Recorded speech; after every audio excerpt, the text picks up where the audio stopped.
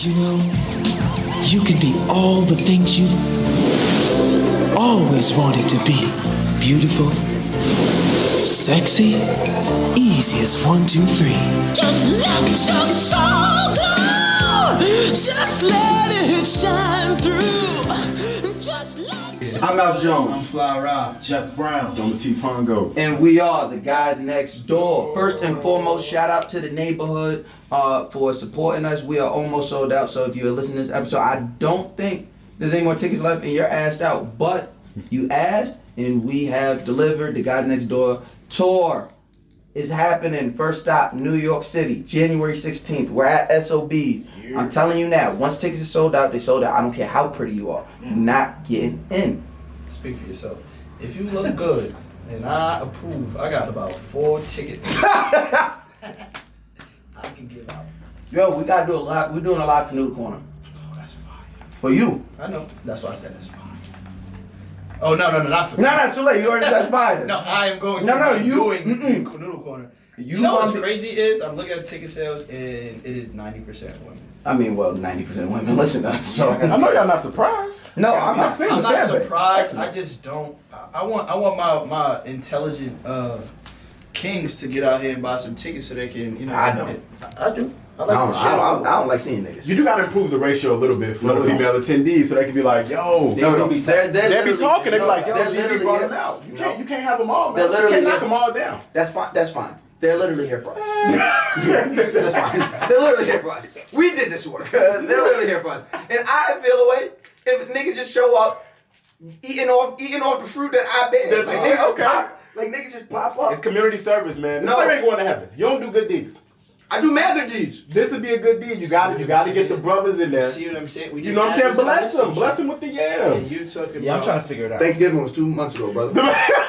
If you wanted yams, you better. Aren't we going to heaven? You should have went to your auntie's See what I'm house. saying? Like Young Jeezy said, What? you should have went to your auntie house. Yams at my auntie house, Trying to man. say. But certain levels of heaven. please go get the. Please shut up, Ryan.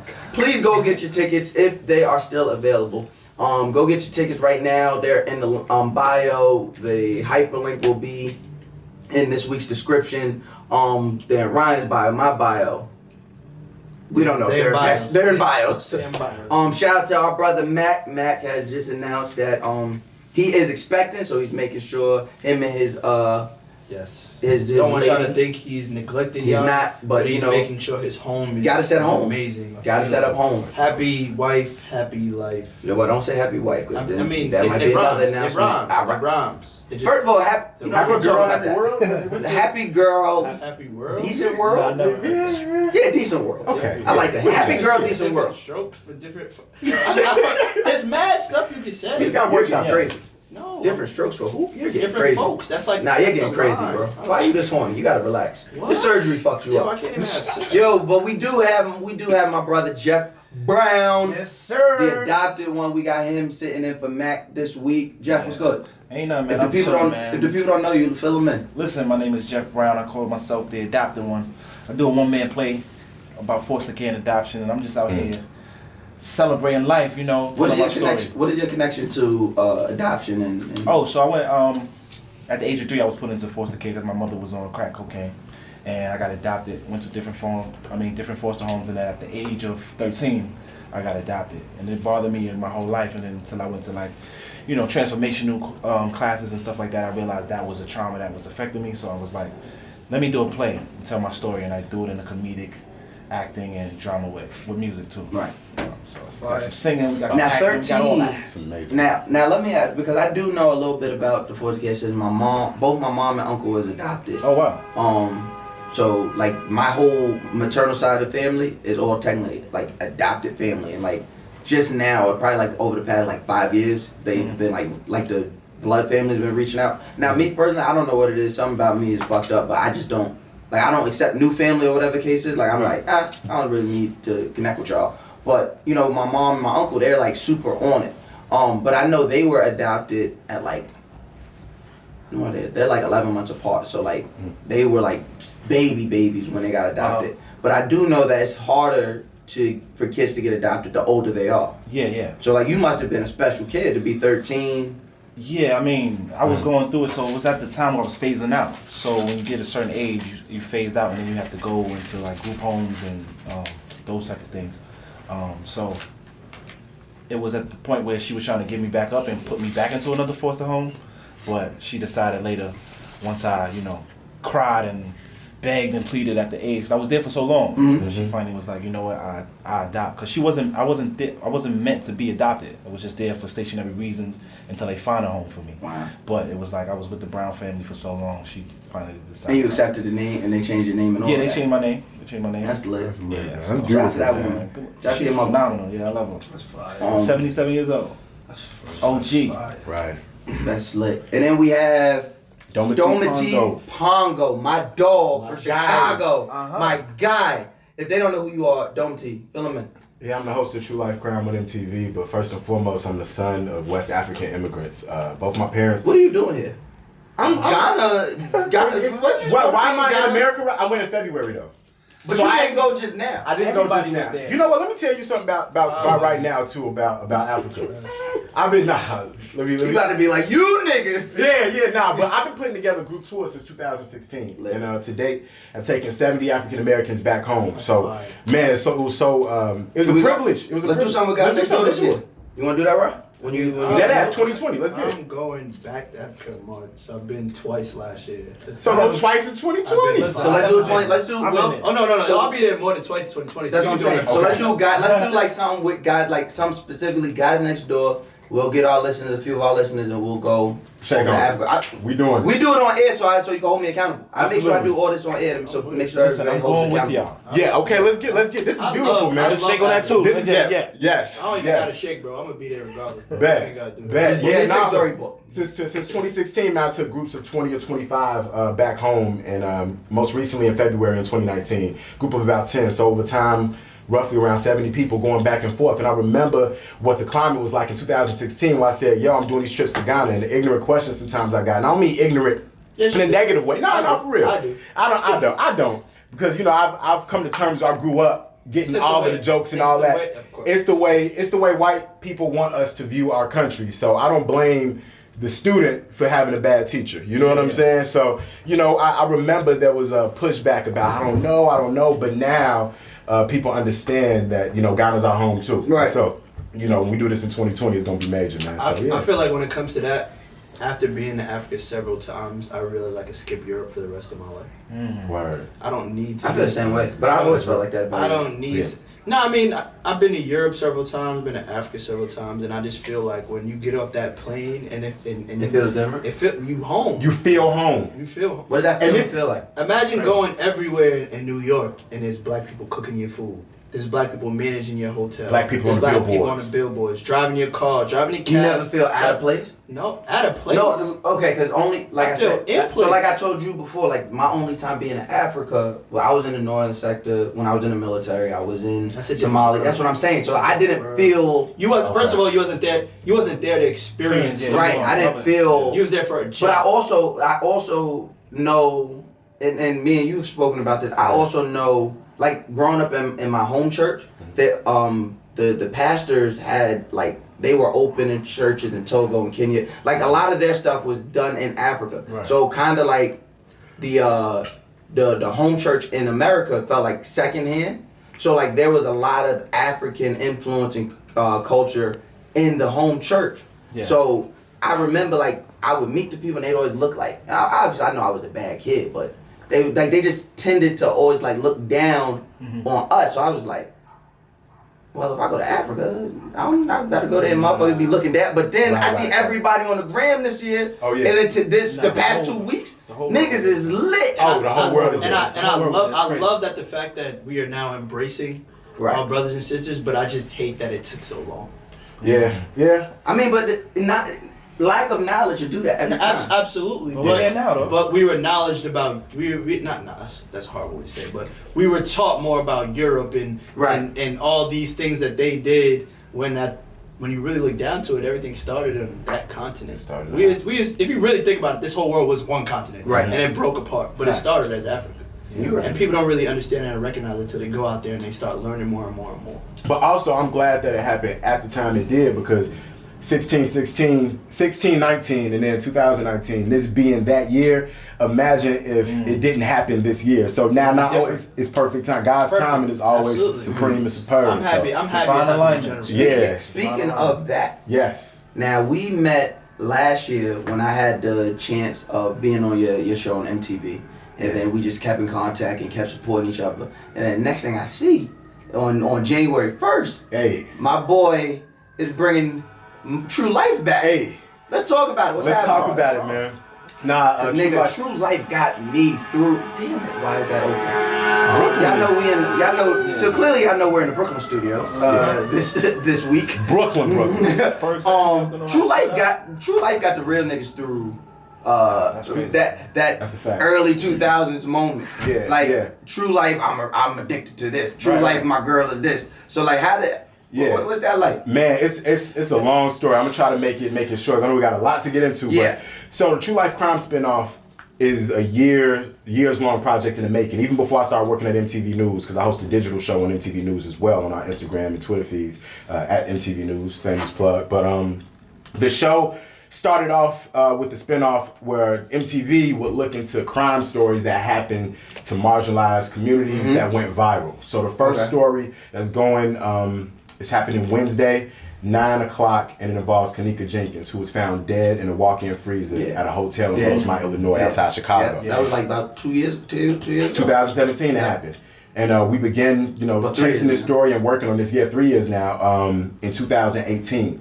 And so when they were scouting for journalists to talk about this, I was one of the few in my city, and I'm so proud of this, who had the credentials as a respected journalist, and I put in that work, but also was respected in urban circles as well. I come from the South Side, reported on the South Side. I've worked at everything from Halstead. You know what I'm saying? Oh, what you know about it, Charlie? What you know about it, Joe? Come on. Yeah. You know what I'm saying? So I get it. You heard Mouse, I get it. One of the first. They know I'm valid in the shot. You know how they love me. Oh yeah, you locked in. Thank you. They know. Nigga, I House of Blues. That's why I be at and they fuck with me heavy. House of Blues. They fuck with me heavy. Joe. Shout out Joe Fresh Goods and all that. But going from working at like WGN, which is like Chicago's like mad mainstream station, to WVON, which is a station that Martin Luther King used to speak on when he would come and organize in Chicago. Black-owned station, been around for 50 plus years. And so there was, I got tapped to tell this story, and I had already been reporting on it locally, had a strong relationship with a lot of the activists that were mobilizing to make sure that this story about what happened to Kanika didn't fall by the wayside. And so we documented what happened, what the activists did, why black folks in Chicago don't trust the police, and I try my best to figure out what really happened to this girl. Now, how much freedom do you get when doing this? Like, do you really get to be your authentic black self when reporting on this very black story near and dear to you? Or does MTV kind of be like, all right, stick to the facts? Nah, that's an excellent question. I get to be my 100% full black self, bro. So you get to be as critical, I get to be as analytical. Actually, I'm gonna tell you the truth. When I got the call about that MTV was working on this project, I got a call from my homegirl. She said MTV is shooting something. They need somebody to host a documentary. I'm like, and I gave them your name. I'm like, yeah, all right, whatever. You know how this industry goes. We get those calls all the time. They called me back. Yeah, and I was in a rut. As far as like just being honest, as far as career wise, where I was at, you know what I'm saying? I felt like I wasn't where I wanted to be. So when I answered the call, I was mad cynical. They was like, "What do you think happened to Kanika Jenkins?" I was like, "Yo, I think they harvested her organs because there's a Rosemont facility that does like organ transplants." I had all the conspiracies. I was just being very that's black as hell. It was black as hell. Conspiracy theories like black as hell. That was the blackest thing ever. And when you doing a job interview, the last thing you want to, and as a journalist, start going into a land where I'm theorizing about things that aren't even fact. But I was just the mood I was in. I was 100 my authentic, not at work self. And so I just talked about everything that I thought happened to this girl without having even thought about the facts and the things that I read. I didn't read anything that said that that's definitely what happened. I just know in Rosemont there is this facility. You put two and two together and made your own four. And made my own, and she made my own four. Made my own four. I'm using that. And she was like, "Yo, Ryan is retarded." I did that mad time. Yeah, we always Yeah, we do, always but that's do. I Sometimes never we heard connect nobody dots say it on like that. that. I never heard it that Roller way. coaster. 2 + 2 and Made made my your own. own 4. I like that. And they were like, you know, we like the cut of your jib. You know what I'm saying? Yeah. You are being honest about how you feel about the case. And to be honest, when y'all watch it, know that I was. There's a sneak peek out right now on True Life Crimes Facebook page on my personal website, dometi.net. You can check it out. And in that first 10 minutes, all of the theories that we go through, I believe that there's validity to every single one of them. So when I came into that case, I was genuinely looking for answers. And when I'm talking to people from my community, I can't code switch with you to get you to open up to me. So when I'm talking to Kanika's friend who was there, I can't say, what do you think happened? You know what I mean? I have to be like, nah, dead ass, I don't trust what, blah, blah, blah. Right. I'm going to talk to you like I would talk to you. Yeah. And I got to build a real rapport. And I lived at the time in Chicago. I was like, when MTV leaves, I got to be here. Yeah. And I remember you saying that when we went out for drinks that night. Like you said that. You was like, when MTV leave, I still got to be here. And that stuck out to me. I was like, man, this is a genuine nigga. I could fuck with him. Like, I could fuck with him bigger than a work relationship. You feel what I'm saying? Because obviously, us both being at Viacom and moving through these different entities at Viacom, of course it makes sense to support another black man if you see him. But it was something bigger than once he said that, I was like, oh no, he get it. Yeah, he get it. Like, because it's the same way with us. It's the same way when they have us in a weird predicament and it's like, nah, nigga, when y'all leave, I still gotta be here. I still gotta live here. I still gotta, I gotta answer for this. So once I started, I'm like, this nigga a real nigga. Yeah. So what type of relationship or what type of interaction was it with the people? Because like, what type of relationship can the people of Chicago have with a journalist that they see? Because obviously you grow up, you see the news, you see motherfuckers that don't really, they might look like us, but they might not fuck with us the same way. So what is that? What is that relationship as a journalist in Chicago? You speaking facts. You speaking facts. I like how you coming. Listen, man. Come on. Oh, man. I wasn't gonna play. We got Dometi here. Hey, because that's exactly what it was like. Like, I had a lot of close relationships with activists, and so they would send me texts and say, we're mobilizing and marching because somebody just got shot on 71st and Stony at the barbershop. You know what I'm saying? The police ran up on them. They aired them out. We protesting. Can you come out? And I'm like, yeah, I'm going to come out. Don't put me on any of your phones or anything like that. Because I still had to maintain the job and make sure that I didn't come off as biased, but I still had to maintain these close relationships with activists like Lamar Report and J. Mal Green and you know, all these different activists in the city. So, you know, I had this authentic relationship with community members because I hosted community forums where we would talk about, you know, what's going on our blocks. How can we tell stories that elevate black consciousness but make sure that our stories don't fall by the wayside? I made that grassroots connection, but I didn't feel like I necessarily wanted to jeopardize the connection I had to mainstream media because that's where my bread was buttered. So, you know, I just did that by having authentic relationships behind the scenes, and that's how I would get scoops off the record from people and get people comfortable. They would tell me things that they couldn't probably tell like the top reporters at the big stations. You know what I'm saying? That's how that all came together. And so once you're there, right? Like once you're in this, and and let me know if I'm asking too much about the chicken before it's made. Yeah. Do you get an answer? At the end of this, or at any of these episodes, do you get an answer to any of these? I give you all of the facts, and I tell you where the facts have pointed me. And I grew as a journalist doing this because this is a story that was so personal. Yeah. And I came in knowing what I thought I believed, and I knew that I had to just go where the facts would lead me. So I showed where the facts left me, and then I leave it up to the viewers to say, listen, here are the facts. Here's what based on what I saw, this is what I pulled from it. What do y'all think? It's like there's your side, their side, And then the there's truth.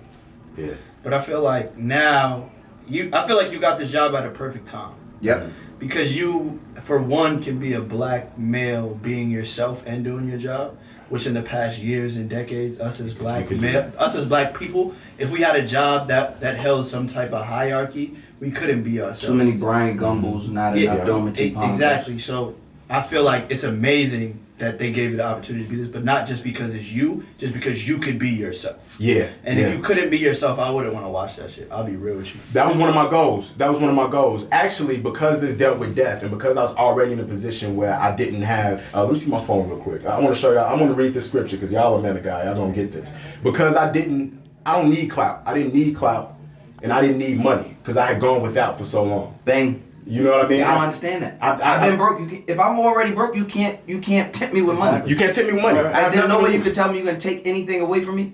Because I already don't have it. Yeah. Yo, you're gonna miss out on this.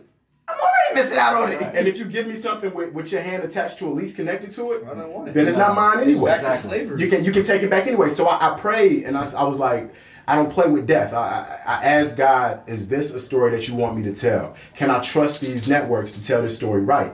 And the scripture, I opened the Bible and it landed on this page. The scripture is Proverbs 31, 8 and 9. And it says, open your mouth for the speechless and the cause of all who are appointed to die. Mm-hmm. Open your mouth, judge righteously, and plead the cause of the poor and needy. And the reason I asked for my phone is my screensaver in my phone. Oh, that's fine. But so I could remember why I do what I do. And so that's when I knew I needed to do this series. And so after we shot and finished shooting, I didn't hear anything from MTV for months. And I'm like, well, God put me in this position. I know this doc is going to come out. It was a pilot. Mm-hmm. I didn't know what was going on. Next thing you know, I ended up getting the MTV News digital job, which is where I met Mouse. Mm-hmm. And then I find out that the show got greenlit, and then we shot the rest of the 8 episodes, and it came out. But I know that this is something that was God given. So if nothing else, I know that I'm validated in doing what I did because my intentions are pure. Nah, this is start. This is started. What the hell you gonna do? Let me ask you a question though. What makes a kid from Chicago want to grow up and be a journalist? Man, I never even wanted to be a journalist. Oh, okay, bro. so how did it turn out? Man, this shit was a fluke. This shit was I'm like a journalist. It was beyond me. I was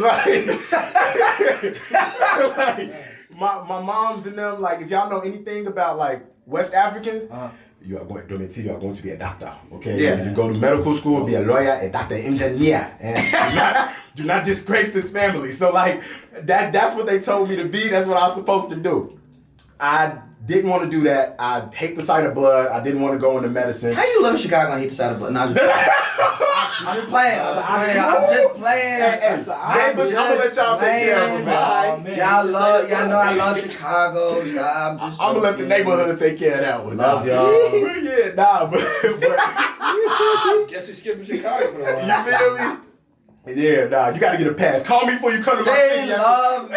Listen, you have to be able to have a rapport with the city to make these type of jokes. I'm Gucci out there. Listen, if you scared to make those jokes, then they know you. So they know you're not fucking. They know you're not right. Yeah, you gotta be real right to be able to make that type of real Arab chicken. You heard? Not that. Nah, I don't go to the not Arab chicken. downtown. First of all, I don't go. 87. No. Not 87. What's your favorite? The one right across from the pizza spot. Right across from.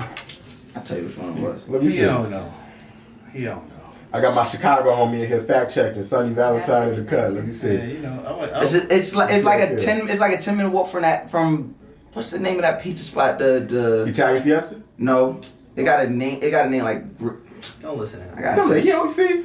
Nigga, I was using GPS. I'm not from there. He I'm not. Look, Mouth can tell you the truth. I was using went to the GPS. Arabs I'm that not serve burgers and all that. You know the one that's. No, that one don't. I know it's one too, but that one don't got crackheads outside of it. The one I went to got crackheads outside, and not only I put money in the crackheads' pockets, I put food in their mouth too. Not to hype myself up, but you're supposed to do that when you go to different neighborhoods. You show they crackheads love. No, real talk. Might be going to heaven. Look. Real talk. You might be going to heaven. Crackheads love. Exactly. Going to heaven. And that's why you going to hell. We can't show if we made in the image so of many people in this world that so I can't show love. So I can't show love to the crackheads. They're at their lowest. I can't show them probably love. sold the chicken wings to some crack. No, they didn't. I watched them. Who? Who they sold the chicken? Who they sold the chicken to? Crackheads can sell anything. So then I just empowered them to be an entrepreneur. Either way, I'm good. Nick said buy the block black. I'm trying to do it. You agree over there? Yo. My mom's. I told you what she was. So Look at you! He pointed at the heartstrings. He got you. Come on. He got you with that. All right, you got it. Shout out. Hey, going to heaven. If it's crackheads outside the Heralds you go to, then you going to a good one. There's no crackheads outside of the Harold in LA. Right. There's no crackheads outside the Harold in downtown. What about the one in Atlanta? I heard there's one in Atlanta. Trash. Atlanta. Dude, they got hookah in there. Oh, no. But you can't disrespect Harold, bro. In to talk about Harold, it's not the original people that there's a family that owns Harold's. Right. But then they started franchising them out. So there's Harold's with burgers, there's Harold's, everything doing something. No burgers, no Harold's. They're now getting back to their ways and putting the time and effort into it now. So the one in the one in LA is owned by the original owners. That's dope. And Whichever one is closer to the Swiss Hotel was the one I went to. Word. Whichever one is closest. That was the one that was closest to the Swiss Hotel. As long as you saw the crackheads, you official. Oh, you saw and the put you gotta do right by gotta the bless people in the hood. You gotta do right in the people in the community, yo. But to get to your question, Jeff, why I ended up getting into journalism, man, I went to school for economics, and I did hip hop before. Like I just like a lot of people, I wanted to be a rapper. You know, shit. That was the thing. But You was a drill rapper? now I'm a lyricist. Wait. I'm a lyricist. You don't got drill balls. rapper, Wait, man. what? You don't got balls. What you got right now? What? What you got right now? I mean, I got my journalist hat. I got on the turtleneck, man. I got my journalist hat on today. I meant man. to ask you, bro. I was looking for turtlenecks for a while, and I couldn't find them. told you to get We can't tell the whole neighborhood. Nah, That's it's let me know on the low. low. I'm gonna keep it low. I told you where to get the turtleneck. I got you. And I like your sweater, by the way, Good looking, Jeff. dog. And your crystal. I like how you coming. Rose quartz. Yeah. Ooh. What's that? That sound real Harry Potter. It's real dark, bro. Yeah, I got real Harry Potter. I got too dark skin for me. It's McCormick. What? Help it manifest your Yeah, dreams whatever. and your Whatever. realities. What would Hermione say? Things is happening. Heard you. But yeah, so What would Professor Snape think of this? because I was doing like hosting live shows and doing poetry main like that was my main bread and butter. I quit my job. I worked at Target headquarters as a business analyst. I quit my job without a plan and went back to Chicago and lived with my parents for a year. Okay. I tried to figure it out. And I ended up getting an internship at a radio station. And I ended up being better at pretending to be a news anchor than I thought I could. Right. And I end up at some point actually becoming a news anchor, then becoming news director at that station. And I became program director at WindyCityUnderground.com while I was news director at WVON. So I had like 2 jobs, and I was doing audio things for the church, and so Still hip-hop sneaking taught in me. women to your mother's house. Doing what I got to do. That's a lot. Doing what my mama might hear this podcast. My Listen, mind. if you got to sneak them in, you're doing the right thing. You know? The niggas who didn't have to sneak, the niggas who didn't have to sneak women into their mother house Still live with their mother. still live with their mother, number one, and don't know how to treat women. No, I ain't gonna hold you though. To be dead ass, during that time, I barely dated, bro. I felt like Nobody said nothing about dating. Nobody said I wasn't even knocking it down like that during that like time, that. bro. You I hear wasn't niggas? like that. Like that. I wasn't even I was knocking it focused, down though. like that. Heard you. You know when you broke though, you know what I'm saying? That's when you have the most Yo, sex. when you broke is when you figure it out. You figure it out. What? How to get Cause you got nothing but time. Yo, I can't. Now that I'm not broke no more, I'm not as creative as I used to be. She wanna suck on a lit dick. You know what I'm saying? Hey! You ain't gotta be creative. when No, you got lit you dick. still You know gotta what be I'm creative. saying? When you got a girl, you gotta be creative. Like now, Yeah, when you got a girl. Like Yeah, but when you just when I knock was them down, broke, it's nigga, like- we used to take mad fucking walks up. It's Oh, 90 block walks up into Art galleries, Art museums. gallery. Everyday free. Once Lake Michigan, like we was. Nigga, I can't. Nigga, Everything I is did this. I think the best date I did when I was broke. I took a girl to Mikey's ice cream in the LES, and right across at that park. You was just broke. Cause that shit was. Traga. That shit was last. Niggas did not know. Yeah. Niggas did not know this. Yeah, I'm new to this. He's new to this. Niggas refer to me as new money, and they are right. Yeah, Yeah, hey, I'm right here with you. I They feel you, are. man. They are right. I feel how you What feel. 50 said? They say I am new money. I came up too fast. I'm from the bottom. I have no class. That's a fact. That is me. When 50 said that, it hit different. Yeah, it hits your spirit, What it man. say on Twitter? When 50 said that, it hit me. It resonated with different me. 50 said that. You know what I'm saying? That's where I was, man. And I found my way into I became like I realized to promote my brand and all of that. I became one of those people that was on those panels. Ended up at WGN and WGN TV and WCIU TV and then eventually MTV. So What do you remember the first story that you cared about? damn, that's a good one. I think the first story I cared deeply about, the first audio documentary I did that was award nominated was about a hunger strike at Dyer High School to keep the school open because they closed 50 schools in Chicago. You know, a lot of people heard about that. Rahm Emanuel closed 50 schools back to back in Chicago. And one school in this neighborhood, the parents were concerned that their kids wouldn't have anywhere to go. So they went on a hunger strike for 34 days, chained themselves to the school and said, kids? we're not eating. No, the parents. Oh, okay. So we're not eating until y'all decide what y'all doing with the school because we're not letting this go for our youth. That was one of the first stories that I like really, really dove into. That was when I got to that. Yeah, man. I did that story in like 2017. That was the one that first got like notoriety, got me looks, and got award recognition. But the first story that I did that I cared about deeply, whether or not people actually got a chance to hear me talk about it when I was an early journalist, was the shooting of Laquan McDonald. 17-year-old, shot 16 times. Said he had a knife or something like that. Said he had a knife, and he did. He had a knife. Shot by Officer Jason Van Dyke, who is in jail for what he did, and is the first police officer in. I wish I had the data in front of me. I don't know how many decades to be convicted for an on-duty shooting for murder. Be convicted of murder. That's the hardest thing to be convicted for, too. Absolutely, especially as it relates to police officers. And so, like, following that case, frontwards and backwards, being in the courtroom, making eye contact with this man while I'm in the courtroom, and being, just reporting on the story and following that from its inception to its end. That was the first story I cared really deeply about, bro. Because, I mean, Shorty could have been me if I didn't figure shit out sooner. Easily. And I think that's why it's so important to show up as authentic selves in these spaces, so they know when you got locks and the full thing of facial hair, that you can be intelligent and you can speak with the King's English if you choose to. You know what I'm saying? But I choose to speak how I feel like speaking. But that's speak truth to power. And without even no bullshit, that's my favorite cold bar. Off Enchanted. When he said I could speak proper English, but fuck that. Like, you know what I mean? Like, when he said that shit, I was like, word. Like, like, I get that. Let me ask y'all, were y'all ever challenged with that? Did y'all ever feel like y'all had to? Not me personally. You didn't personally? I luckily. But you got into journalism. Yeah, that's what I'm saying. Like, luckily I came into this, like, just being me. With like, Tax, right? Was that the Tax put his arm around me. Bills, who's here as well. They I owe a lot to them, and just Brooklyn as a whole for getting behind me the way they did when it came to hosting live events. But then it was just me on Twitter giving my opinion on things, and then people started listening to the He-Man Woman Haters Club. So, like, I always tell people, the way I got here was I just was able to always piss the right people off.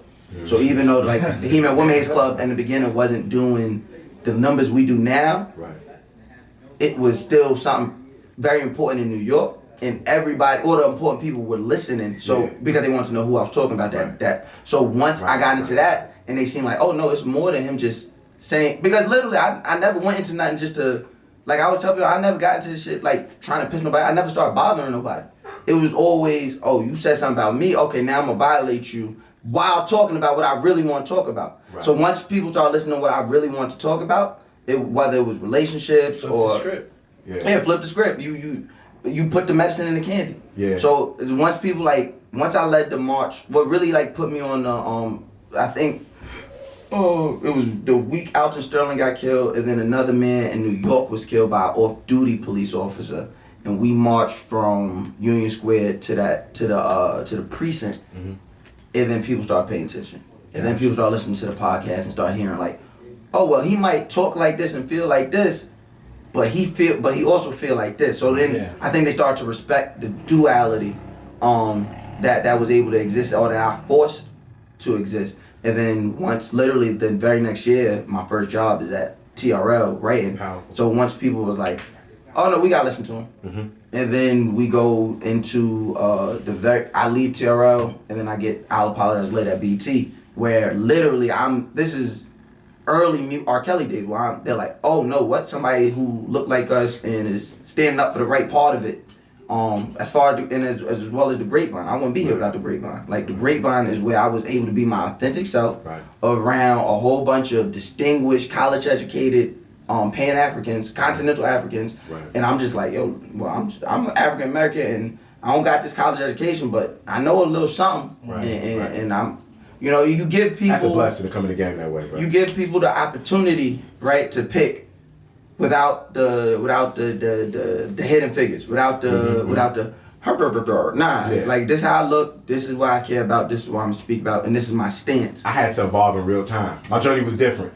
So like, I started throwing open mics. I used to host this open mic in Chicago called the Artist Lounge, where we'll go to different black-owned art galleries and host like art exhibitions. So you'll have somebody do live painting while somebody's doing hip-hop spoken word.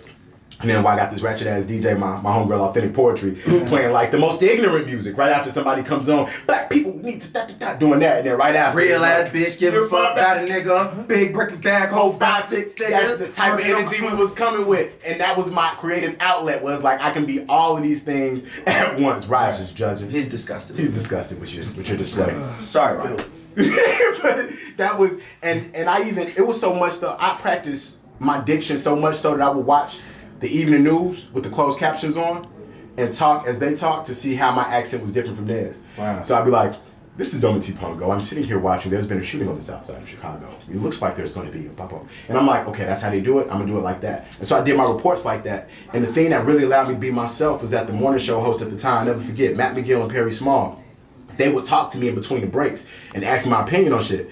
And when I gave my opinion, I can't keep the facade up. Right. I'm like, nah, I'm talking like myself. And then eventually, now we go into my news reports, I can only speak in my vernacular. And so that allowed me to find myself. You know what I realized? To be yourself. You remember, Yep. and I'm pretty sure you noticed, like, people would tell you not to, like, pause in between, not say, not say, Like, that was the biggest thing. People would be like, don't say, Then I realized, man, people like that shit because they know you being honest. They know you being honest. I'm saying, If you because I'm honest, really, I can't trust you. no, I don't, and I'm telling people all the time, when I'm on these panels with these, I literally did not think about this before I got here. Motherfuckers told me where to be. Okay, I agree with. I'ma come. I did not sit there and write down dissertations. Nah, ask me a question. And I tell people all the time. Me and Ryan been on other people's podcasts and they'll try and prep us. Don't prep us. Just give me. What we told them, girl, like don't just give us the. We're Give gonna us be the question. ourselves regardless. And with us, it's Yeah. like it's simply the fact that people think they can put us in positions that we have to do what they want. And we And show them I don't every care, especially on my platform. Somebody can't come on my podcast and say I want to talk about these things. If I don't want to talk about it, I'm not going to talk about it. This is why this is my place to be creative in my own space. Right. So for us as black males, we don't always get that platform. Ever. Right. And so the fact that we all can say we have platforms to do it, you have a one-man show. You can do whatever the fuck you want. Wilding. People like, yo, you see what I'm saying? you made me But feel it's like, uncomfortable with this. and I'm that's like, fine. If you're this is my uncomfortable, get out. Right. I didn't Do it, ask you to yeah. come here. You paid to do this. Like Right. that's what you having your own show on a great network that has, in ways, put us people down in certain times. But you're here to uplift it, so it's not that vision anymore. With our situation, it's like we came to a place. We're in a room in a hood of Brooklyn recording a fucking podcast. But who cares? Who cares? We get to say what we Yo, want.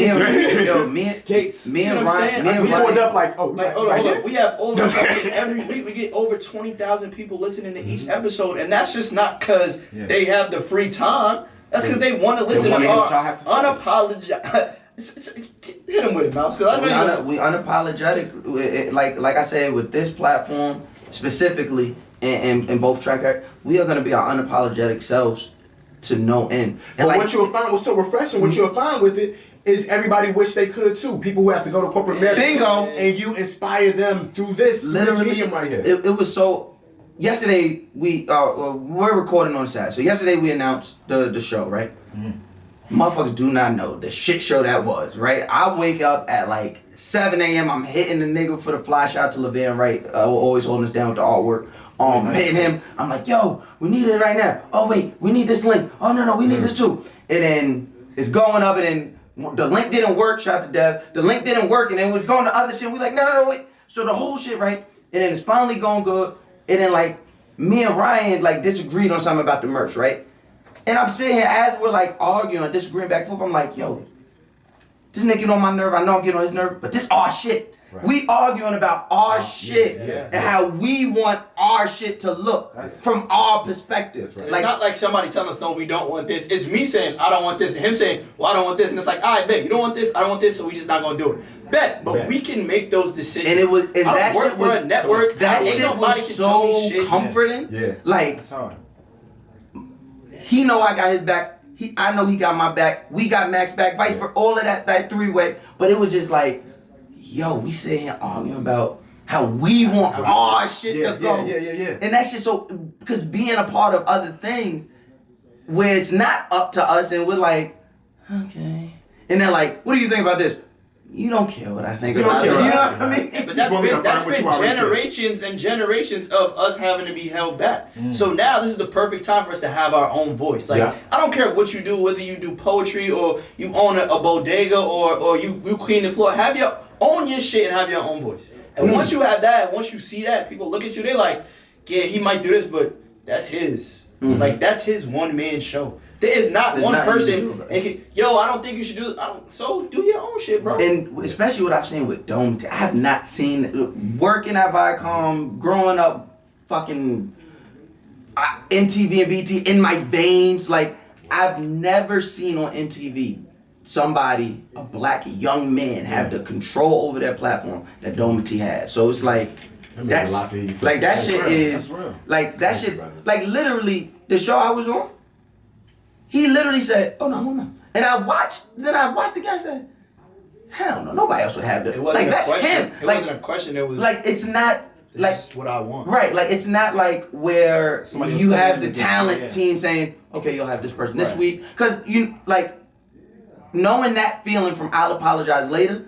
It was like, yeah, black man. Like knowing that I'm at BT and I'm like, and the talent team be like, "What?" I'm like, "Nah, fuck out of it. I'm not." Nah, Right. like I'll do shit by myself before we have that get. So knowing he had that same control, it's like that's because what you're doing is now you're giving a voice to somebody who might have been voiceless before.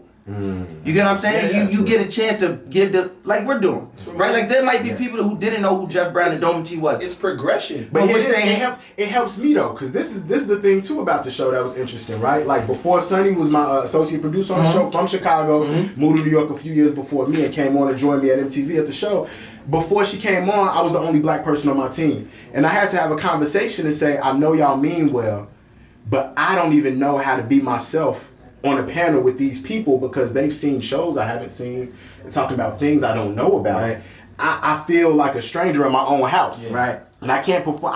I'm like I said, I acted like a news anchor before I became You one. can act the part. So I but you're can not finesse gonna- it, but I'm not gonna be in my bag. It won't connect. So when they saw, to their credit, to everybody at MTV News' credit, when the Mouse Jones comes in, or Jameer Pond, or Jamel Shout out Lemieux, Jameer, yeah. shout out Shout out Chantel Jamel. Raleigh, Yeah. all these people, when they come in, now I'm comfortable because I know when I I know bring the up space. that album, when I Yeah. say that thing, Mouse knows what I'm relatable. talking He knows what you're about. talking about. And now I'm in my bag. So it's mutual. So now feel like having you you at that home.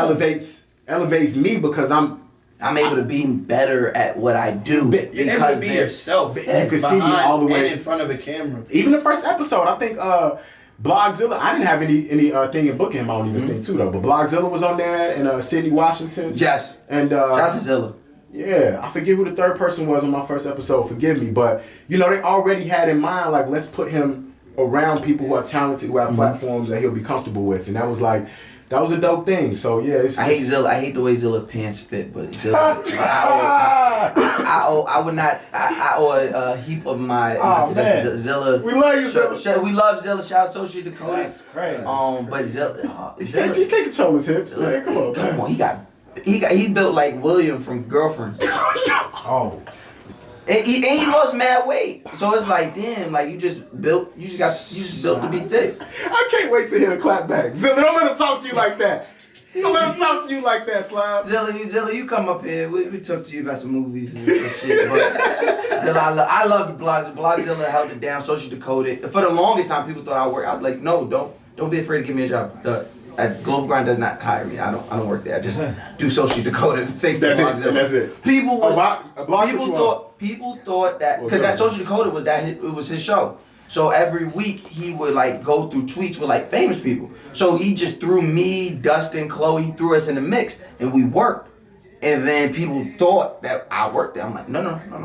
Hire me because they're like, oh, don't you work here? No, I don't. I That's don't the work there. dopest part about having a seat at the table, though, and what we're able to create. And now, hopefully, with this show, We don't work for nobody either, by the way. this is y'all. We platform. do not work. We This is are my free shit. agents. Yeah, I do Mac whatever I owns this. want. I own this. Ryan owns it. Yeah. This is. And then look. We get to employ Che. We get to employ James Wolf. Like you get what I'm saying. Yeah. We built make this. sure. So when we go to the next step, you can't tell me who my people is behind my shit. So tell me this: for people who found themselves working in the system, have to work in the system. I feel like we've all worked in the system to Yeah. a certain aspect. up to a certain point, or until we're able to get 1 million listens last year. I know what's going on. Oh yeah, we hit a million. I thought I hit a million. I know what's going on. That's all. You know But that what I'm wouldn't be saying? no. We didn't hit a million. To be honest, we didn't hit a million. The neighborhood hit a million.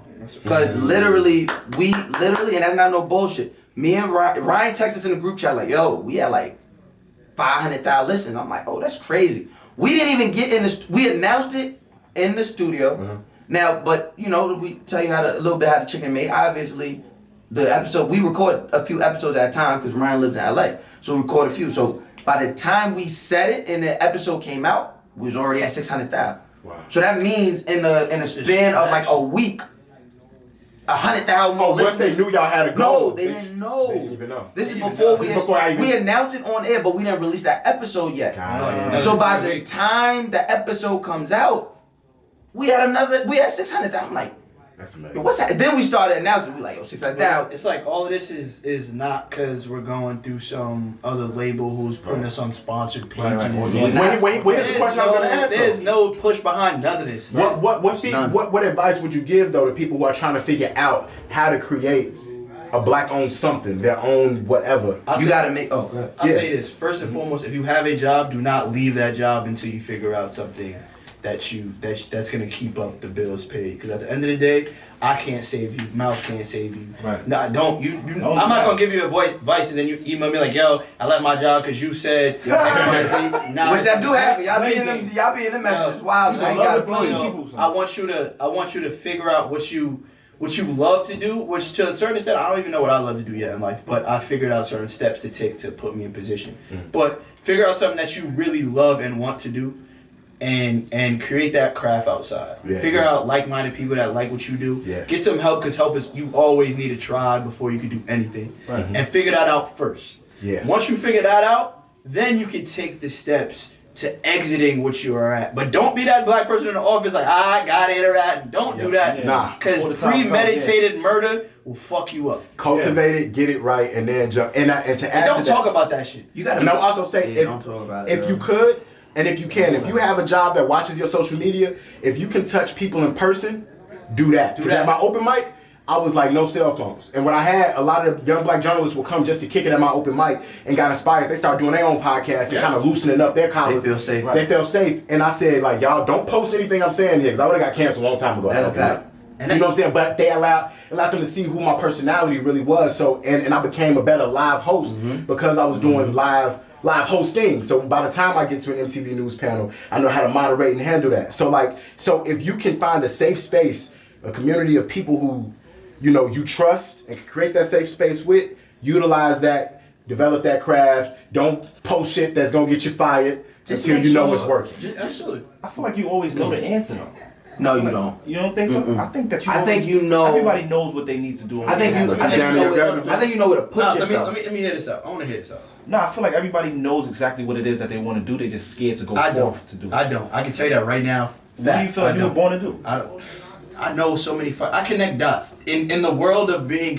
Let's simplify everything. Right. The reason why a lot of motherfuckers know each other is because of me. Okay. So in that aspect, yes, I can be like, yo, I can do this. But then again, no, I don't know. You gotta I do don't. some map. You gotta write it out, son. I'm telling you. I mean, It's there. I've done everything under the sun, so it's not like I'm not saying I know exactly what I want to do. I just know that I'm not trash at anything. Okay. See what I'm saying? If Mouse put me under his wing like, yo, Rod, I'm gonna need a co-host in the next 6 months on MTV, they said, and he guided me through, I'd be the best motherfucking co-host that I needed to be. So if you had to but that doesn't choose- mean I love if you it. had But like, choose look at something. like I would say, and like even to his credit, he's so like sometimes I hear my bro. I'm talking about my niggas, not Right. not talking about niggas we know. My niggas, my brothers. Like sometimes you hear niggas and you be like, you hear them chat, you be like, all right, this is my nigga, I'm gonna go with it. Right. He's not lying. I've watched in less than a year of us doing this podcast. When Ryan started, Ryan was trash. I was doo-doo. Ryan would be, me and Mac would be like, I'd be like, yo, Ryan, like Ryan, perfect thing. Ryan would stay on top of it. Ryan in his mind, and I know you can attest this, because I used to do it. Ryan would have the point he wants to make in his mind, and he would just say it. And it wouldn't have nothing to do with what we talk about. Yeah. We'd be like, he'd be like, bitches don't text back. That ass. And then we'd be like, What? Alright, It's like, yeah, right, yo, don't expect we had a whole was story we was to talking do right. about Your segue ownership and that, but I've been there. But now- but that's not me. I was never let me- like. but I now was- you look at him and he knows how to guide conversation just as much as I do. If you had to choose something, what would it be? I don't know, bro. But you know that saying I don't know is making a choice. So you're No. making a choice. Saying to I say don't know is I don't know what I want to do. I'm 30 years old, bro. I think I went to college. I went to Purdue University. I have degrees. Like I'm good. Right. But that's not what I wanted to do. Yeah. I got a path chose me rather than I chose it. I don't know all these people for no reason. I'm in the right rooms. I gravitate the right energy. People know me, and it's not just like. And I always say it's not who I know, it's who knows me. Because I could always be like, yo, I know Mouse. Then you go to Mouse. I think I feel like, you feel me? Like I just don't know. The only reason I'm saying that because it was for a long time I was choosing confusion. Okay. Right. So that's what it was. I was acting like I didn't know, and all the time in my brain, once I did the work, I realized like I actually had the answer the whole time. It was just now, like last year, where I figured out what I actually wanted to do. But we sometimes take so long to choose and to choose being confused. Whatever that was. You remember high school when a nigga would wear a hoodie? Right. And we mess around, we like throw the paper ball in the hoodie. And then like you go through the whole day. If you ain't flip your hoodie, you don't know the shit there, right? So you just going around, boom, boom. And nigga might be like, you got da da da da. And then you get home, you take that hoodie off, and the paper ball's in your hoodie. Right. What you saying could honestly be right. Ryan could in his section know, or the answer could be there. But you without knowledge don't know it, right? So until he take that hoodie off, until he knows that the hoodie is on, he won't know the paper balls in his hoodie. I think you got a glimpse of it already by saying he said I'm a connector, and I think that's why God gave you the gift at becoming good at everything, right? Because you got to be to connect with all these people. And the Bible would say John was all things to all men. Ryan, I literally watch Ryan talk to us. We be in the hood and we be chopping up. We be in these rooms and we be able to be us and chop it up. But then he make white people come through.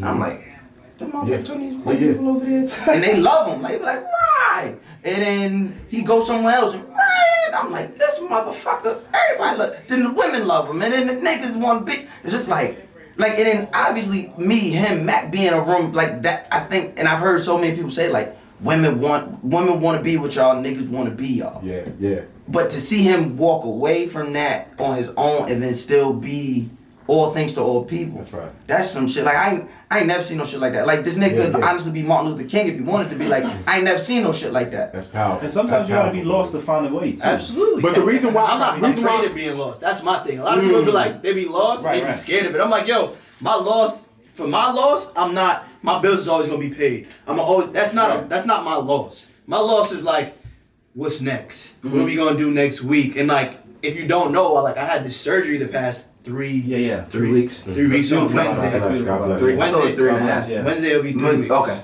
What's today? Today's Saturday? Today is Saturday. So Wednesday will be 3 weeks. And before that, I'm not gonna say I was selfish, because I wasn't selfish, but I had my ways. But going through this whole situation and knowing I'm gonna have surgery, knowing what it's for, knowing who I'm saving, it made me feel like, yo, I want to just give back more. You know what I mean? Like, yeah. And so that could be a segue Ryan the philanthropist? Oh shit! No, if I'm gonna go that far.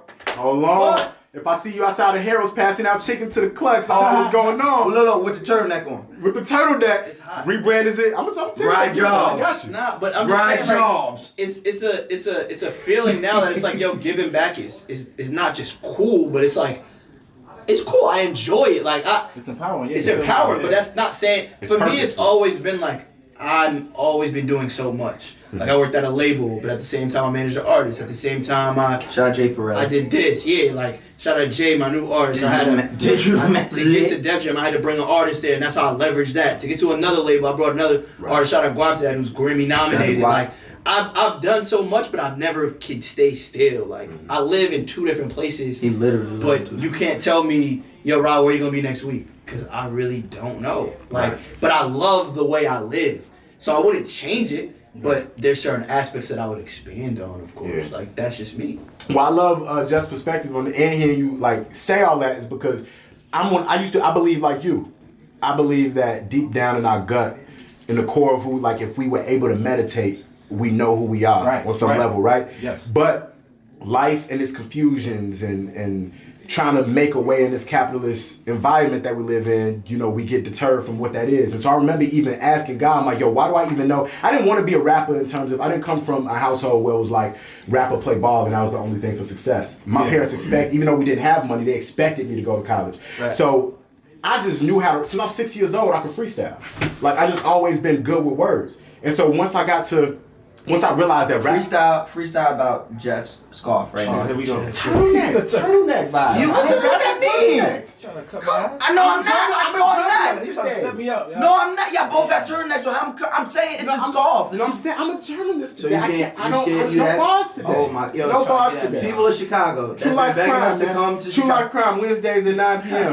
Listen, listen. That's how you do it. We gotta move. That was Wait. Let me finish your point. There's one thought real quick. But I realized what is the core of rap? Rap is storytelling in the tradition of West African griots. And so I was like, I learned what Harlem was like through Dipset. You know what I'm saying? Like I learned, and so I found out it's not that the words, it's not about the words rhyming, it's about the story I'm telling. And that's when I knew that journalism was gonna be that medium. And that's how I found myself. So just like Rye, over time, as you begin to touch these different things, you find the core, the thing that's connecting everything, what the center of the Venn diagram is. And he's a connector. Yeah, my thing is like, the blessings are gonna come regardless. Yes. Like, That's a fact. the man upstairs or the woman upstairs, whoever's upstairs looking down on me, they gonna figure it out for me. As long as I do right by my people. All you gotta do is the work. And just put those work in. Like, Faith without works is dead. Well, You doing the work. I was You gotta just do the work. listening to that said you gotta put in. I was listening to Jay Murphy shit. Okay. He was like, yo, 10,000 hours. 10,000 hours. 10,000 hours of work. And then he showed his progress. And I'm not putting a time limit on how It's just much you have 10,000 to hours. work. Right. It's just, you got to put that time in. And for every overnight success, it's 5 years you've Yeah, I never was about seen. to- yeah, I was about to say, every overnight, it took, like, when motherfuckers said that shit about me, I'm like, yeah, you right. No.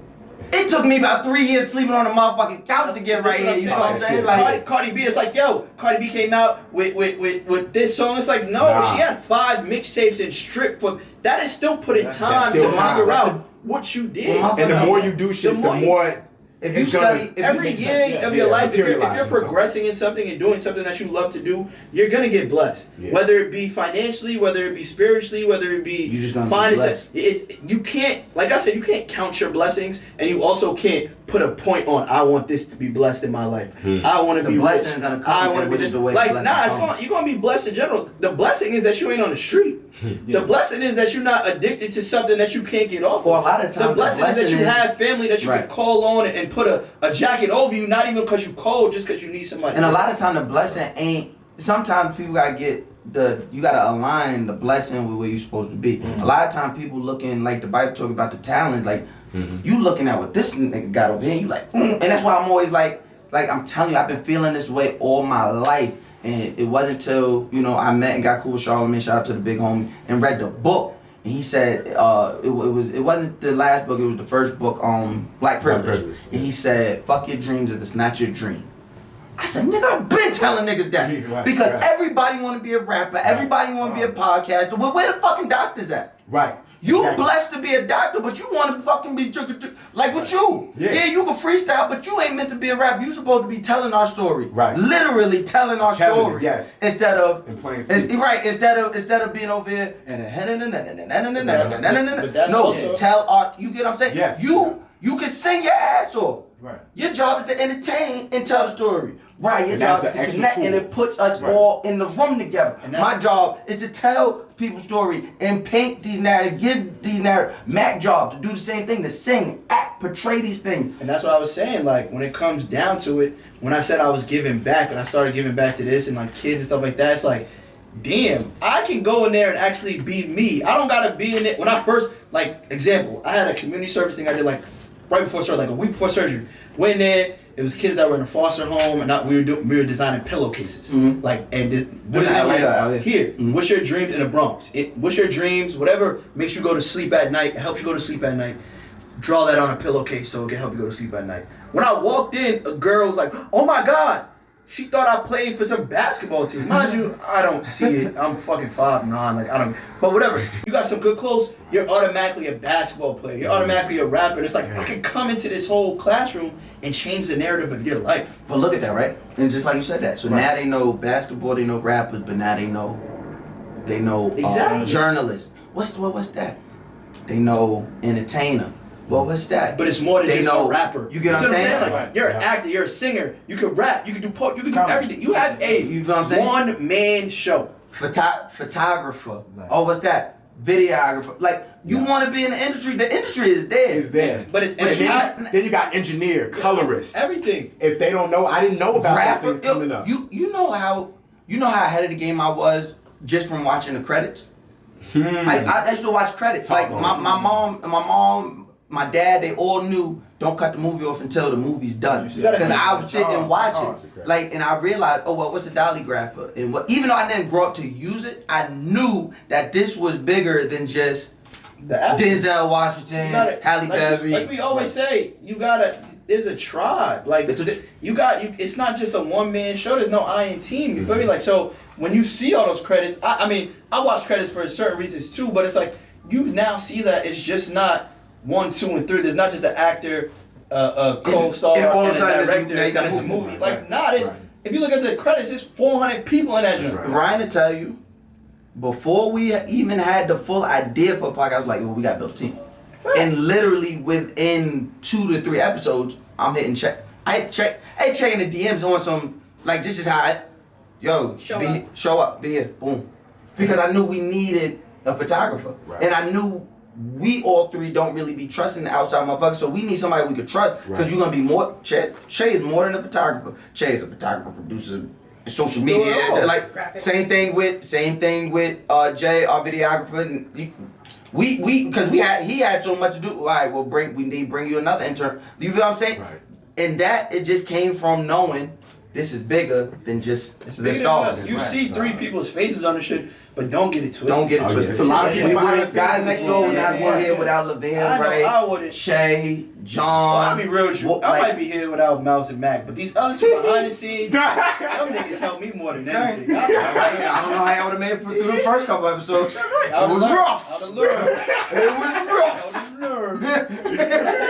Before we get out of here, you know, we do have a means of operation. We got to go through. So first segment this is a health podcast. Overall, this is a health. We want everybody. We want all the men and women listening to this to be healthier on living. So, what is your one health tip, Jeff, to leave with the people this week? Meditation. Is that good? Meditation really levels you out. It allows you to see certain things that have been bothering you.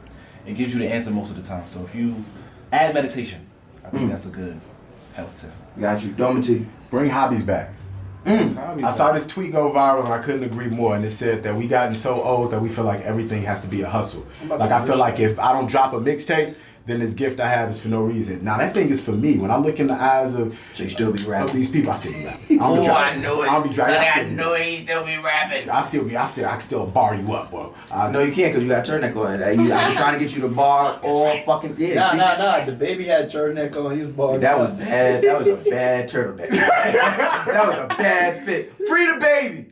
Hey, I don't be yelling free to too many people. The baby don't need to be like free the baby. That's wild. Free him. He poured apple juice on nigga that owe him money. That's the most gangster thing I've ever heard, man. Ever. Yeah, that's gangster. Free the baby. I got a quarter. Bring hobbies back, man. Because when you telling these hard stories, it's facts. When you telling these hard stories, though, it messes with your mental. Yes, sir. And so I realized that some of these gifts we have are for us. Some gifts ain't even for the world. So when I come back after doing all of this stuff, talking about murder, looking at all these, things that really affect my mental, those hobbies bring me back to myself and meditation. So that's what I say. Right, what you got this week? Skip yourself. I ain't gonna stop me. I really said water. Excuse me. Sleep. And this is me speaking to me. You gotta get more sleep. I think especially as black people, we always on a hustle. We don't get a lot of sleep. I don't know too many black people that get a lot of sleep. Said that was for me, cause there's some motherfuckers that get too much. Now I be sleeping a lot sometimes. It must be nice. I don't get it. I don't. And I be trying, bro. I only sleep. I sleep a lot when I know I got time to sleep. Even when I got time. Like if it's like, yo, you could. Nah, fuck it. I'm going to sleep. But if I really gotta be somewhere. Like even if I know I got time, I be like, I just can't. I be like, I'm do it. And I don't get up, man. Kim, that's why I've been hearing the tea. The chamomile tea, lavender. Shout out to Cha-Cha, she got me on like these tea infuses. So I'm gonna use them this CBD oils. But I'm not with that. Okay. No weed. That's not weed. I'm not gonna hold y'all. It's not THC. No CBD. It's nothing. It's just the letters. The letters be throwing me off. This thing ain't running. How long has it been like that? I don't know. She just. I just noticed it. She just noticed it. Yo, Bills. I pray that wasn't This doesn't look like it's recording. Nah, we've been cooking. Can you just look for I'll smack fire out of it. Yes. This is when you was asleep? Yo, Bills, if you really did this. Oh no, somebody stopped it. What was the last thing said? Boy, it looked like somebody stopped it a long time ago. Family show choice. Did anybody hit this? Nah, nobody touched that shit. Probably you, dude. It was you, Bill. I ain't even touched this. I was standing by the door the whole time. Ryo put it on. I pressed play and I left. So all we got is 5 minutes and 58 seconds. Yeah. 5 minutes and 50. You got no video. Yo, can we grab the audio from that? Dead ass? We can grab the audio from the video. Yo, Yeah, boy, why that just shit separate the 5 minutes audio. though? Separate the audio. And you got all of it, right? Yeah. The whole time? Yeah. Wolf, I promise you, if you can fix this, you got a job. Wolf, this will be your interview. If you can get this audio, you have a job. All you gotta do is just I mean, load if it you up. had it on the whole time, Well, I'm you sure you could. know how to do Yeah, it. yeah, You do his yeah, thing. you could- I ain't gonna. You got it, man. Yeah, you could separate the clips, but This might be a Patreon son. episode.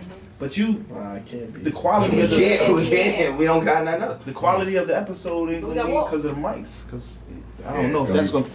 it's Yeah, gonna he be ain't got no ambient. mic. Yeah, he ain't got no mic. But once he got that, but if he can separate the audio, we can get it to Yeah, but our say editor. just work Our with editor. it. Our editor Niggas can do do that. Can do that. Thanks, Can Bill. master it and all Yeah. that. Happened. All right. Okay. It happens. Okay. So let's get. All right. So let's get at least an outro on record. So that's that easier for Rel. That's great. We went deep too. Yo, that was a fire. That was that was good. that was a fire episode to come back on. All right, it's back recording. All right. Thanks. You know Bill, what's so funny? I actually saw that earlier. Stay right here, Bill. And I Don't don't know leave why I us. didn't see nothing. Take my jacket. You seen it earlier? I don't know if if you seen that's it? in control. Yeah, I did, but I didn't know what we're And seeing. I was is what watching season the whole time, control. like, okay, Yeah. we But like good. on set, if Nah, I our didn't slate isn't running in control, it is. Alright. Right. All right, so we'll come back like this. All right.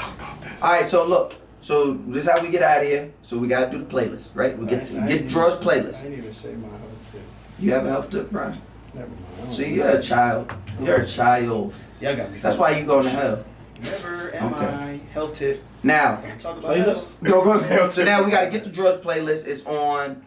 Make sure you follow the Get the Draw's playlist on all stream platforms. Just title your Apple Music, and most important, your Spotify. It's just very simple. It's a song that you play to get the draws. Ooh. Snow Okay. Allegra. Oh, he's jumping right in. Snow Dometi Allegra. is a battle rapper. He's not even gonna wait You know. for you to say, Let yo, we're gonna flip the coin. I said, I said, yo. I said, yo, I want you around. Snow Oh Allegra. man, that's okay. Snow panties melt No, instantly. whatever. Okay. Whatever. Y'all support this white woman if y'all want to. Y'all gonna learn. Hey man, hey. Y'all gonna learn. She's not white. She's white, bro. Is she black? Everybody's black. Then she's white. We all come from Africa, King. You know. Now she come from the Ukraine. But her daddy has an afro. Did you see that? Yeah, I seen it. Oh, listen, when they said that, she said nigga, I was on. I was like, ooh. I wanted her to say nigga so bad. I was like, please, let's get rid of this. All right, what you got, Jeff? It can't be your own song. It can't be my own song. Can't be your own song. He said something wild recently, but still Banger Boy. Tank, Oh, I thought you said. Sexy. I definitely thought you were gonna Tank say. sexy. It always splow. What about you, bro? What you put on the playlist to start That's the the year? sound that's made after. Cause I add my little riffs to it. Jacquees new drink. Jacquees no drink? Which The one? album. The new Oh, the whole The album. whole album. I was saying from his album. Oh. God damn, y'all press me on my Oh, my podcast. I fault, don't my really fault, like my this shit. Niggas I get thought you Risk it was all. confusion, man. Risk I'm it like, all. oh, Risk it no. all. Okay, and then I'm gonna go with. I'm staying in the tank bag. Okay. Let's go. Maybe I deserve. Maybe I Ooh. deserve. So me and Mouse with the making love, make up songs. Yeah. And y'all with the Freak nasty. freak that. That's a Yeah. balanced playlist. That's a balanced That's playlist. what you want. Listen, we have John P. Key on this That's a playlist, fact. okay? There's John P. Key on this playlist. Not gonna say who put it on that wax, but John P. Key is on this playlist, so this playlist is more than balanced. Okay. This playlist is more than Okay. balanced. And where can we Jack- find this playlist? Everywhere. Everywhere. Spotify, Tidal, Apple Music. It's updated pretty regularly. So shout out to that. So make sure y'all Let us know when what they do. Never mind, take it back. They definitely do. They let us know a little too much. Jeff, tell the people where they can find you, where they can support you, where they can get tickets to the new play, all of that. Listen, man, you can find me on Instagram, Facebook, Twitter. Jeff Brown is JEFFBRWN. There is no O because there's a bunch of Jeff Browns out there. So JEFFBRWN. I'm doing my next play March 3rd. If you in the city, you're going to see me around talk about the Link NYC joints. They got me up there. I'm at Teachers College, Columbia University, doing my one-man play titled The Adopted One. They usually sell out. All last year I sold out in like 5 days each time. So this time we're going to go crazy. Maybe the guys next door should host this one. Let's talk about it. I've been trying to get you, bro. You have I've been trying to get my from now long, son. Nah. So, let's make it happen. We gonna talk about it. So tickets gonna sell next week on my page, jeffbrown.com. No. This is how I know y'all man of y'all word. JEFFBRWN. That's a wrap. This is how I know y'all man of y'all word. Because he said, let's talk about it. He didn't Hollywood you and say, let's do it. No, but to Jeff's Let's talk point, about it. Jeff has been trying to get me. It's just every time he has a show, I'm on the road. Nah, he busy. I get it. At first I was like, what? Talk to who? What are you talking about? I know you. But then I get it because things are going crazy right now. So I understand exactly what it is. He's booked up for stuff. He don't want to say yes. And then he's not available. Because I'm good for that, especially with my people. Real. Nah, with my it's people, going crazy, I be like, yeah, I'll do it. Yeah. And then I can't do it. Now I look like I lied to my people. So, shout out to Naquana. Naquana? She gets the. No, that's my people. Yeah. So that's my assistant. She gets the brunt of everybody's anger now. Got it. Is that me? That's dope. That's real. Dometi. Yes. Where can they find what you got going on next? True Life. Yes, True Life Crime Wednesdays at 9/8 Central. Tell us, we talk about Junior. Yes. Junior Guzman, who from the Bronx, who was killed. That's one of the cases that we explore. So it's a really powerful and important series, and I can't wait for y'all feedback. Tweet it to me at Dometi DOMETI_. Instagram, same thing, DOMETI_. Why do you have the all website this? There's another Dometi? There's some. What kind of bullshit? There's somebody in South America What? that hasn't tweeted since 2011. Yeah, let's fix that. Twitter, let's fix that. I've been trying to report this man for years, man. I'll be the worst. I had something like that too. Yeah. Same on Instagram. Yo, I've been reporting the spam. There's a Mouse Jones out there. It's an old white lady. Get out of here. Gonna be at SOBs January 16th. Doors open up at 7. Show starts at 8. We're telling you, as soon as these tickets are gone, they are gone. So if you hear this and they gone, don't DM us. We ain't got nothing for you. It's gonna be. If you know anything about us, then you know you're gonna be in for a good goddamn time. The neighborhood's gonna be there. We're gonna be there. It's gonna be a good old fun time. We're gonna do a live noodle corner. So ladies, you have a chance to shoot your shot. Alright. You don't. Curving somebody out the crowd. You curving already? Nah, I thought you had 4 tickets for the finals. I do. Okay. That don't mean I gotta be on the stage getting put What up. is happening? Che, you gotta control your fat ass. You gotta control it. Like, tell your ass to relax. Tell it to. I can't take it off and leave it at home. Well, you should. Someone again. Let's wrap it up. On that, and get your tickets. Lord have mercy. You will see Che. You will see James. You'll see everybody you want to see. And thank y'all for having me, man. Of This course. was a blessing, Of course. and this conversation was ill. Of course. Mad respect for y'all platform. Jeff, thank you for sitting in for Mac. Listen, anytime, man. Thank you. Let's do it again. Thank you. Let's do this soon. Ryan, you got anything for people? We just said it. That's it. We said it. I've been Mouse Jones, I'm Flyry. Jeff Brown. Dometi Pongo. and this has been the guys next door. Ow.